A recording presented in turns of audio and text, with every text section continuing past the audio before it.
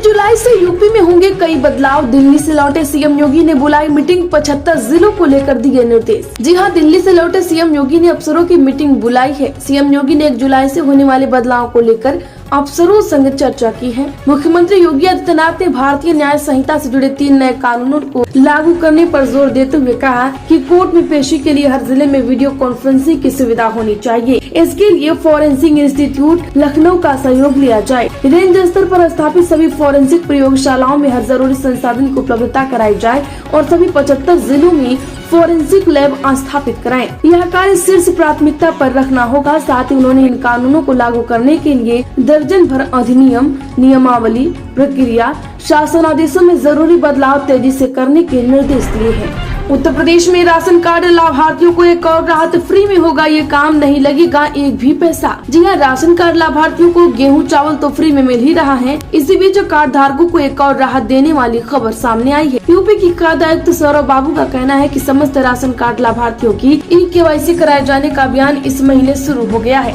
Ration card लाभार्थियों की e-KYC का कार्य ई-पास के माध्यम से उचित दर विक्रेताओं के सहयोग से निःशुल्क कराया जाएगा। इसके लिए लाभार्थियों को एक भी पैसा खर्च नहीं करना पड़ेगा।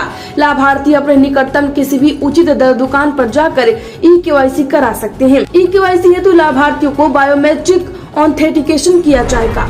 उत्तर प्रदेश में पैमाइश, चकबंदी और भू उपयोग परिवर्तन के मामलों का होगा निस्तारण, इस तारीख से होगा अभियान। जगह उत्तर प्रदेश की योगी सरकार भू उपयोग परिवर्तन और राजस्व से जुड़ी मामले निपटाने के लिए अभियान शुरू करने जा रही है। राजस्व पार्षद रजनीश दुबे ने 9 मंडलों को 39 जिलों के अपर आयुक्त और अपर जिला अधिकारियों के साथ विभागीय कार्यों की समीक्षा की, जिसमें उन्होंने निर्देश दिया है कि 12 जून से धारा 24 के तहत पैमाइश तथा धारा 80 के तहत भू उपयोग परिवर्तन के मामलों में 100% निस्तारण के अभियान चलाया जाए। इससे पूर्व 10 जून से 2.5 लाख सीमा स्तंभों की स्थापना के लिए अभियान चलाने के निर्देश दिए हैं। राजस्व परिषद के अम्बेडकर सभागार में आयोजित इस समीक्षा बैठक में उन्होंने इन मंडलों में लंबित राजस्व 12,06,743 वादों तथा जिलों में लंबित 12,63,609 वादों को अगले 3 महीने में निस्तारित करने के निर्देश दिए हैं। उत्तर प्रदेश में राहुल गांधी को रायबरेली सीट पर बने रहने का प्रस्ताव पास। लखनऊ में कांग्रेस ऑफिस में फैसला, प्रदेश अध्यक्ष और यूपी प्रभारी मौजूद रहे। जी हां, लोकसभा चुनाव में उत्तर प्रदेश में कांग्रेस को 6 सीटों पर जीत मिली है। कांग्रेस के प्रदेश अध्यक्ष अजय राय और यूपी प्रभारी अविनाश पांडे पार्टी कार्यालय पहुंचे। कार्यकर्ताओं ने उनका जोरदार स्वागत किया, मिठाई खिलाई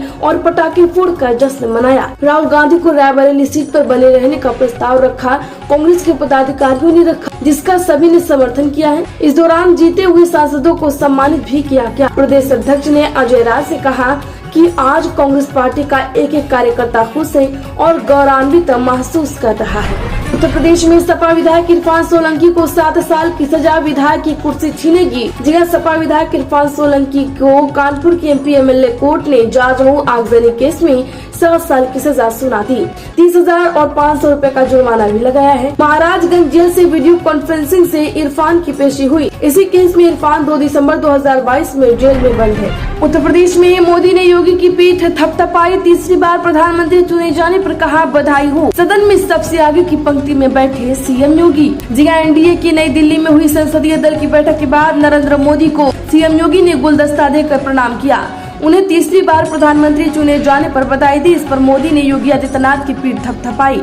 सीएम योगी सदन में सबसे आगे की पंक्ति में भी बैठे। बैठक के बाद योगी ने इस मुलाकात का और लिखा कि एक भारत श्रेष्ठ भारत के शिल्पकार अमृतकाल के सारथी प्रधानमंत्री नरेंद्र मोदी को लगातार तीसरी बार सर्वसम्मति से भाजपा संसदीय दल, एनडीए संसदीय दल और लोकसभा के नेता चुने जाने पर हार्दिक बधाई।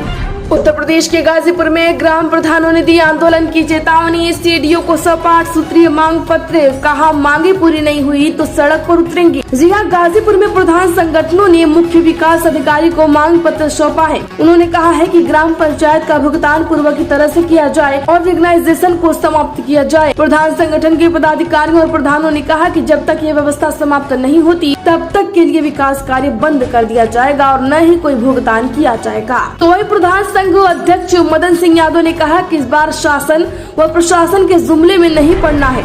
उत्तर प्रदेश में आज से 3 दिन भीषण गर्मी, 48 डिग्री तक जाएगा पारा। आज 23 जिलों में आंधी बारिश से 17 जिलों में लू का अलर्ट। दरअसल यूपी में आज मिला जुला मौसम रहेगा। 23 जिलों में आंधी बारिश और 17 जिलों में लू का अलर्ट जारी किया गया। तापमान 48 डिग्री तक पहुंचेगा। गर्मी के साथ ही उमस भी सताएगी। वार्म नाइट के चलते रातें भी गर्म होगी। चलिए जानते हैं कि इन जिलों में बारिश होगी तो उसमें सहारनपुर, शामली, मुजफ्फरनगर, बागपत, मेरठ, गाजियाबाद, हापुड़, गौतम बुद्ध नगर, बुलंदशहर, अलीगढ़, मथुरा, हाथरस, एटा, आगरा, फिरोजाबाद, मैनपुरी, इटावा, औरैया, जालौन, हमीरपुर, महोबा, झांसी, ललितपुर जिले शामिल है। इन जिलों में हीट वेव की स्थिति रहेगी। इनमें बांदा, चित्रकूट, कौशाम्बी, औरैया, प्रयागराज, फतेहपुर, मथुरा, आगरा, फिरोजाबाद, इटावा, जालौन, हमीरपुर, महोबा, झांसी, ललितपुर, कानपुर नगर, कानपुर देहात जिले शामिल हैं।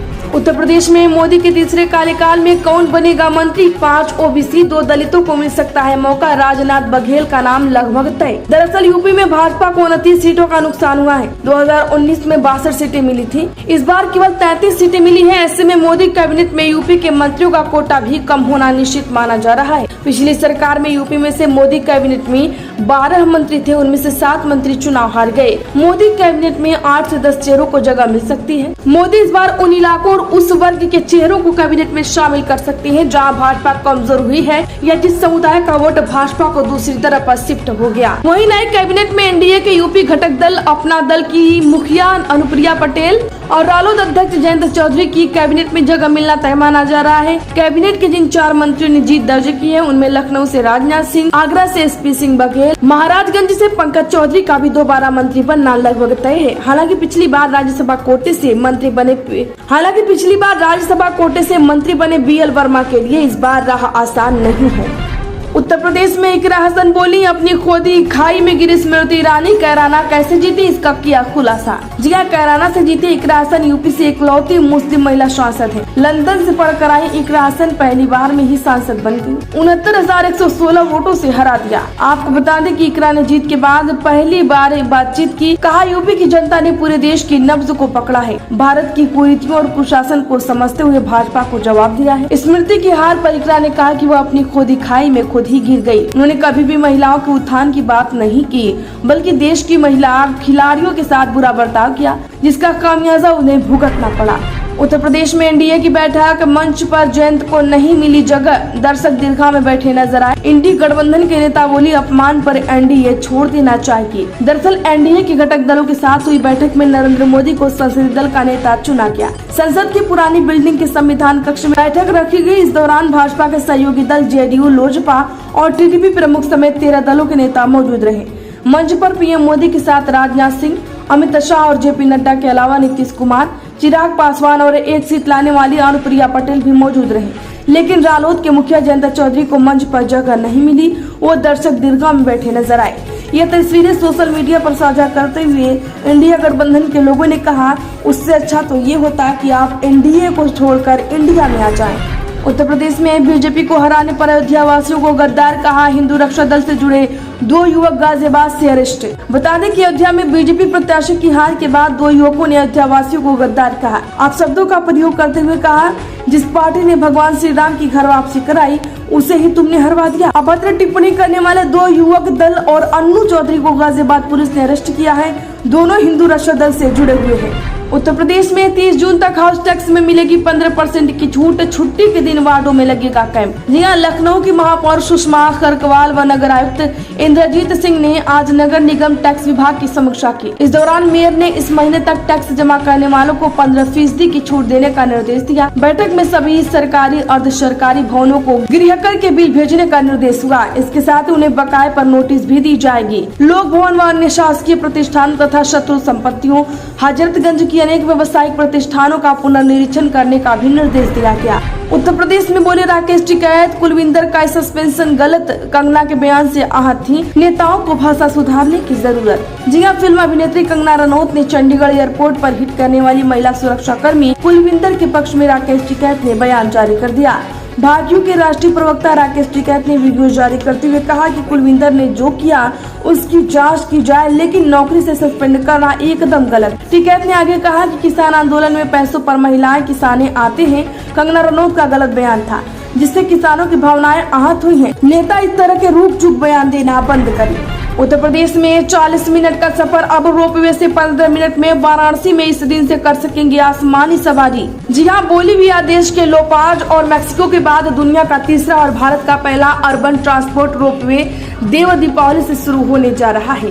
पहले चरण में कैंट रेलवे स्टेशन से रथ यात्रा तक सुगम यात्रा के लिए रोपवे का संचालन होगा। 40 मिनट का सफर अब रोपवे से 15 मिनट में पूरा होगा। स्विट्जरलैंड की कंपनी बार्थोलेट निर्माण कर रही है। स्विट्जरलैंड से आए उपकरण लगने भी लगे। सिटी रोपवे के संचालन में सुगम यातायात के लिए शहरवासियों को एक नया विकल्प भी मिल जाएगा।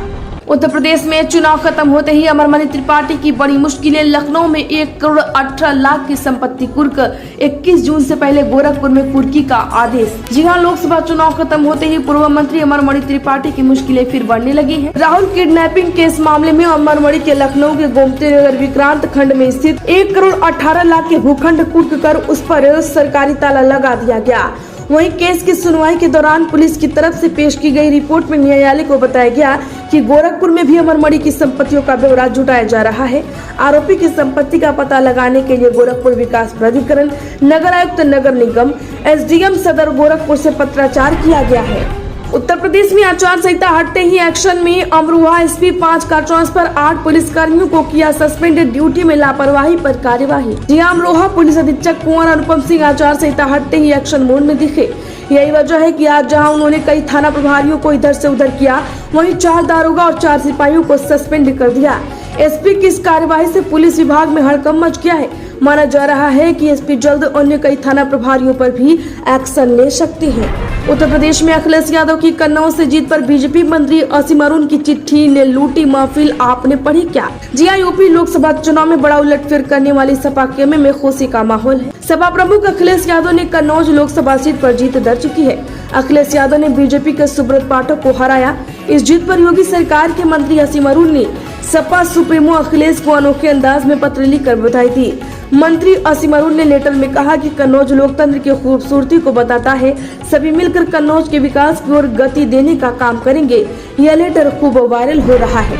उत्तर प्रदेश में मायावती के नरम पड़े तेवर तो खिसक गया दलित वोट बैंक, शिफ्ट हुआ इंडिया गठबंधन में।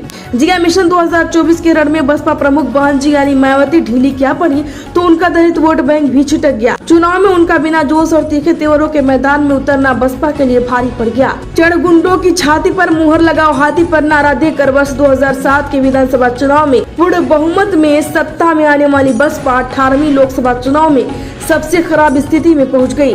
बसपा का मत परसेंट तो गिरा ही, साथ में उसका वोट बैंक भी खिसक गया।